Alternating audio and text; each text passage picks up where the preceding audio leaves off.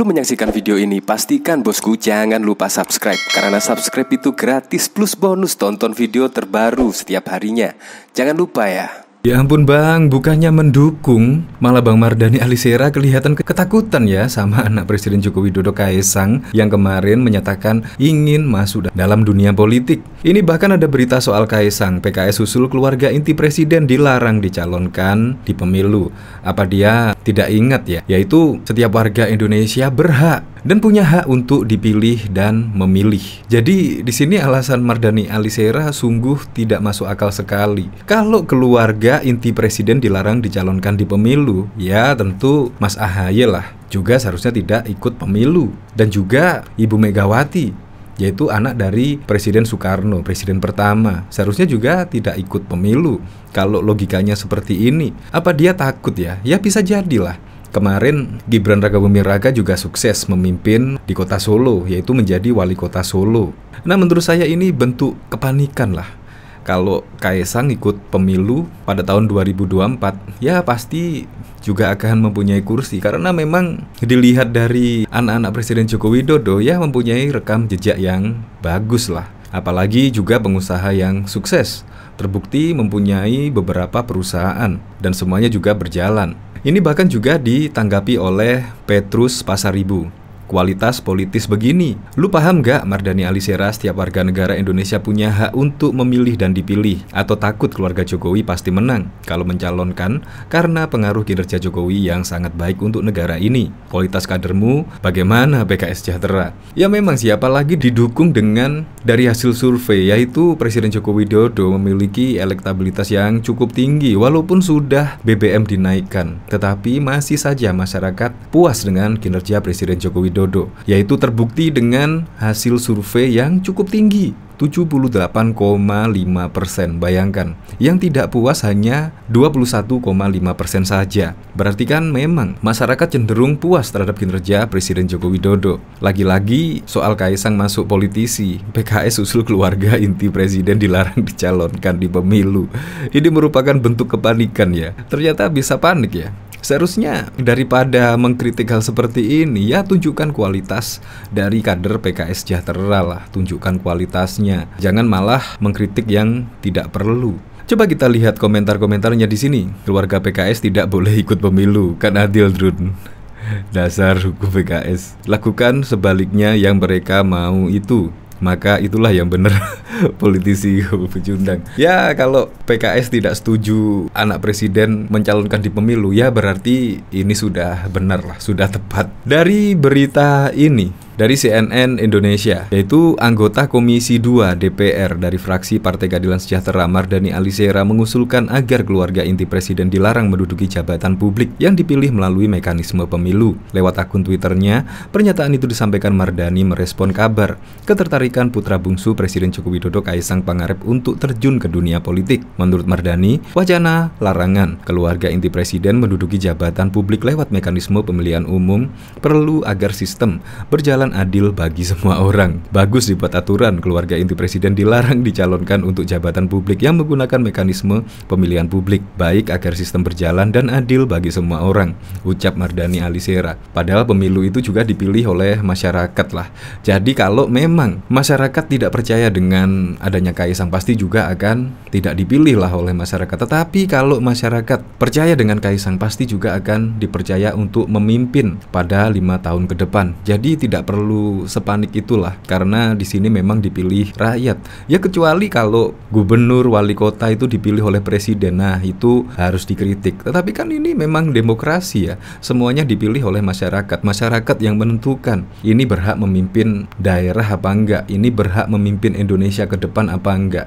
Itu semua diserahkan oleh masyarakat. Jadi menurut saya usul Mardhani Alisera menurut saya kurang tepat sih menurut saya. Karena walaupun anak presiden, ya semuanya sama. Semuanya berhak untuk memilih dan juga dipilih. Ya kemungkinan Kaesang menurut saya sih mau masuk ke dalam dunia politik menurut saya sih dari hati. Apalagi kemarin juga Kaesang lebih nyaman menjadi pengusaha, bukan menjadi politisi. Tetapi sekarang ini tiba-tiba bahkan juga Presiden Joko Widodo dan bahkan kakaknya Kaesang sendiri juga terkejut mendengar Kaesang, adik bungsunya, tiba-tiba kepingin masuk dunia politik. Ya semua itu adalah pilihan. Jadi apapun pilihan itu, jadi tidak berhak lah PKS sampai mengusulkan keluarga inti presiden dilarang dicalonkan di Pemilu. Menurut saya sudah offset lah. Untuk lebih lengkapnya simak berita berikut ini, Good News Indonesia.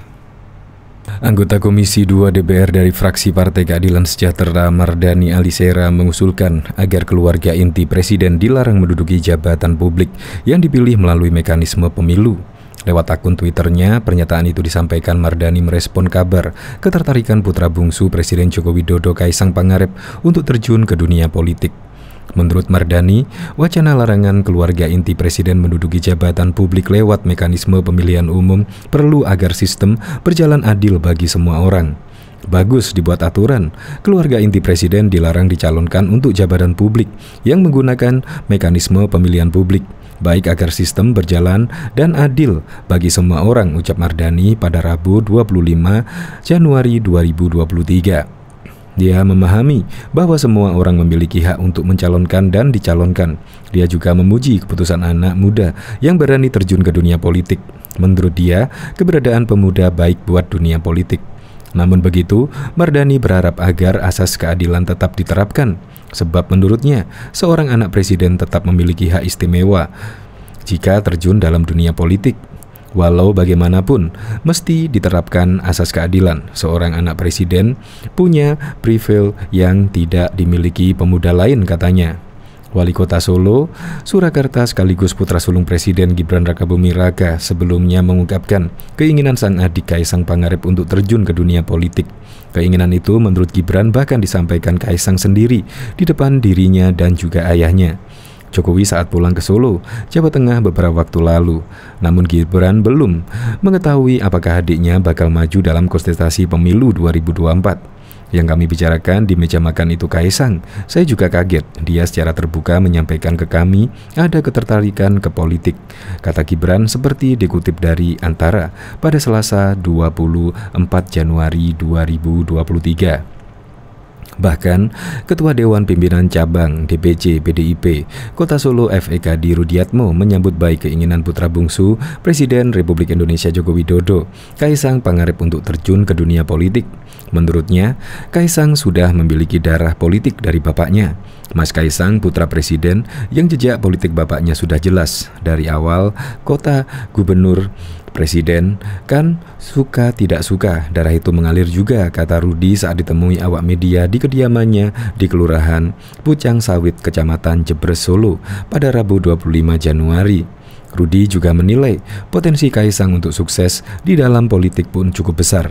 Ia mencontohkan sejumlah pengalaman suami dari Erina Gudono itu dalam memimpin Persis Solo selaku direktur utama. Menurut Rudi, pengalaman Kaisang memimpin klub sepak bola Solo itu menjadi bekal yang cukup untuk bersaing di dunia politik. Karakter Kaisang, kata Rudi, juga bisa menjadi daya tarik tersendiri. Gayanya yang cengengesan, menurut Rudi cocok dengan konstituen dari generasi muda. Di politik, memang harus punya style yang luas. Malah, kalau tidak banyak guyon bisa stres karena harus mendengar keluhan dari sana-sini, katanya. Efek Rudi pun menyarankan agar Kaisang segera mendaftar ke DPC PDIP Kota Solo jika ingin bergabung dengan partai pimpinan Megawati Soekarno Putri itu. Di satu sisi, keluarga inti Kaisang pun dikenal sebagai kader PDIP dari mulai ayahnya yakni Presiden Jokowi, kakak kandungnya Gibran Rakabuming Raka, Wali Kota Solo, dan kakak iparnya yaitu Bobi Nasution, Wali Kota Medan. Kalau Mas Kaisang mau masuk PDIP, saya terbuka lebar-lebar pintunya. Segera saja daftar ke DPC untuk mendapatkan KTA kartu tanda anggota yang baru, kata Rudi. Mantan Wali Kota Solo itu juga tidak mempersoalkan keinginan Kaisang untuk menduduki jabatan eksekutif. Hanya saja ia menjelaskan mekanisme yang harus dilalui di PDIP untuk mengikuti pemilihan kepala daerah. Mau ke eksekutif maupun ke legislatif, itu hak semua anggota partai, tetapi melalui mekanisme yang berlaku, yang sudah diatur dengan peraturan partai. Itu aja, nggak ada yang bisa menghalangi, kata Rudi.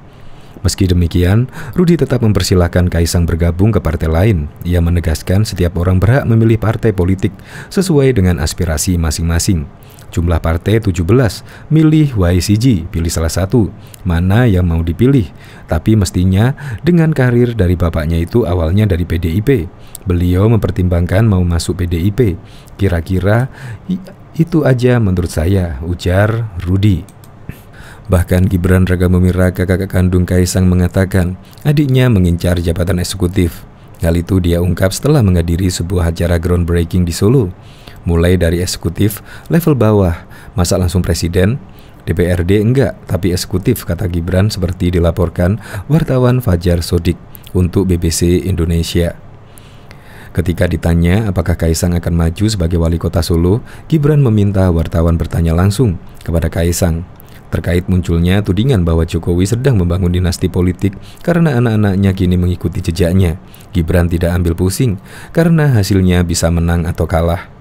Kan gak ada keharusan memilih Kaisang. Kaisang juga tidak ditunjuk. Tanya Kaisang saja, ujarnya.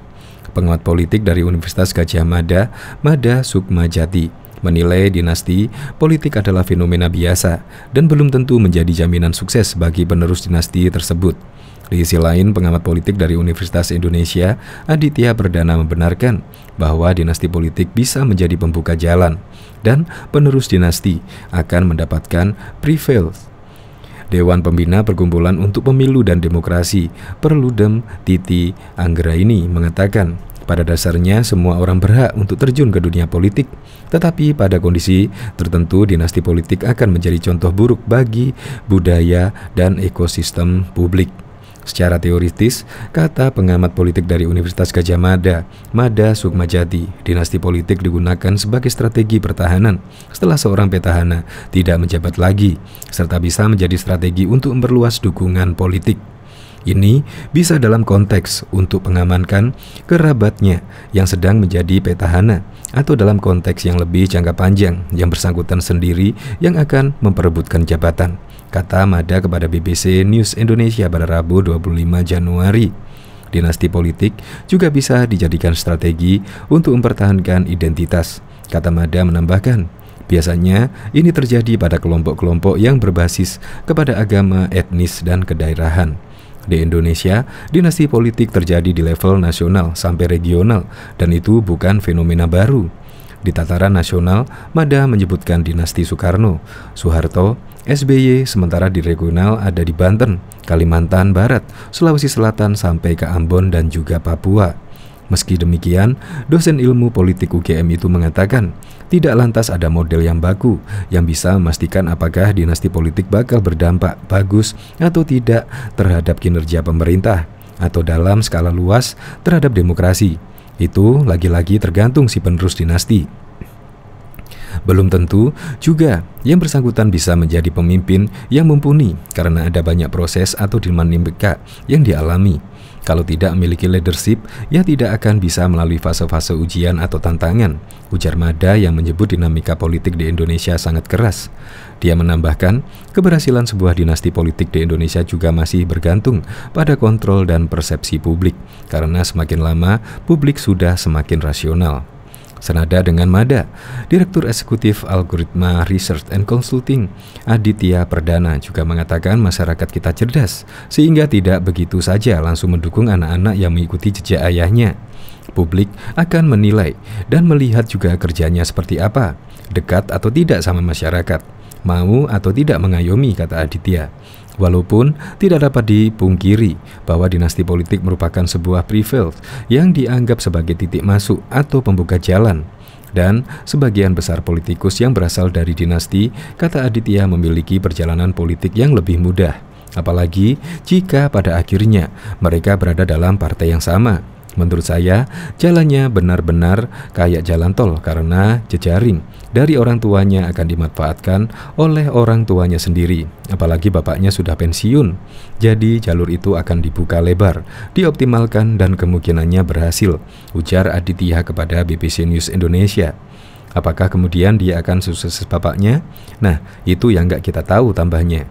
Di sisi lain, orang-orang yang biasa saja tidak berangkat dari dinasti politik, jalannya tidak gampang dan berliku-liku atau bahkan akan mentok, menurut analisa Aditya. Meski Titi Anggraini mengatakan semua orang berhak untuk terjun ke dunia politik, tetapi dinasti politik bisa mendatangkan masalah untuk partai dan untuk demokrasi itu sendiri, sebab politisi yang memiliki jaringan kekerabatan sering mengabaikan proses kaderisasi dan demokratisasi di internal partai, sehingga banyak keistimewaan berupa jalur cepat untuk menduduki posisi penting dan strategis dalam struktur partai yang mereka peroleh tanpa melalui proses kaderisasi ataupun rekrutmen politik demokratis yang bermakna, kata Titi kepada BBC News Indonesia pada Rabu 25 Januari. Dia juga menyebut hal itu sebagai salah satu penyakit bawaan politisi dengan jejaring dinasti. Ketika itu dilakukan oleh figur yang menjadi sorotan publik, hal ini akan memperkuat stigma terhadap partai yang tidak demokratis dan menurunkan kepercayaan publik terhadap partai sebagai institusi publik. Akibatnya juga bisa tereskalasi ke kualitas pejabat publik dari partai yang tidak kompeten dan jauh dari kualitas kepemimpinan yang berkualitas, ujar Titi. Prasangka buruk terhadap dinasti politik di Indonesia bukan tanpa alasan, karena kebanyakan dinasti politik yang ada di Indonesia memperluas praktek korupsi dan tidak membuat pelayanan publik menjadi lebih baik menurut Mada. Bahkan dia menggolongkan dinasti politik Indonesia membawa hasil yang jelek, tidak seperti Singapura yang dinasti politiknya berhasil membawa pertumbuhan ekonomi untuk negara. Pada 2019 lalu, Wakil Ketua Komisi Pemberantasan Korupsi KPK, Basaria Panjaitan mengatakan, jumlah perkara korupsi di KPK melibatkan klan-klan politik di daerah. Salah satu yang terkenal adalah korupsi dinasti politik Ratu Atut Kosyah di Banten. Selama menjabat sejak tahun 2007 hingga 2017, Ratu Atut menempatkan kerabatnya di pemerintahan Banten, mulai dari Wali Kota Tangerang Selatan, Wali Kota Serang, Wakil Bupati Serang, hingga lembaga legislatif daerah. Ratu Atut sendiri terjerat 2 kasus korupsi yang membuatnya mendekam sekitar 7 tahun di penjara. Pada September 2022 lalu, dia dinyatakan bebas bersyarat.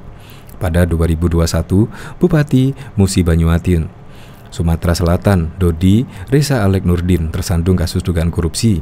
Dia adalah anak mantan Gubernur Sumatera Selatan Alek Nurdin. Dodi divonis 6 tahun penjara. Ayahnya Alek Nurdin pun tersandung 2 kasus korupsi dan divonis 12 tahun. Selain 2 kasus tadi, ada kasus korupsi mantan Wali Kota Cimahi, Ati Suharti, dan suaminya, mantan Bupati Klaten, Sri Hartini, dan suaminya, mantan Bupati Kutai Kertanegara, Hasan Rais, dan anaknya, dan beberapa kasus lainnya. Beda penjelasan, ada beberapa faktor yang mempengaruhi tumbuhnya dinasti politik di sebuah negara, mulai dari kegagalan partai politik secara kelembagaan sampai ke sistem pemilu dan sistem parlemen. Desentralisasi yang diterapkan setelah reformasi juga menjadi salah satu faktor yang memicu munculnya dinasti-dinasti politik. Ada juga faktor histori di mana dinasti itu memang sudah berkembang dan sudah dominan sangat lama di negara itu, tutur Mada.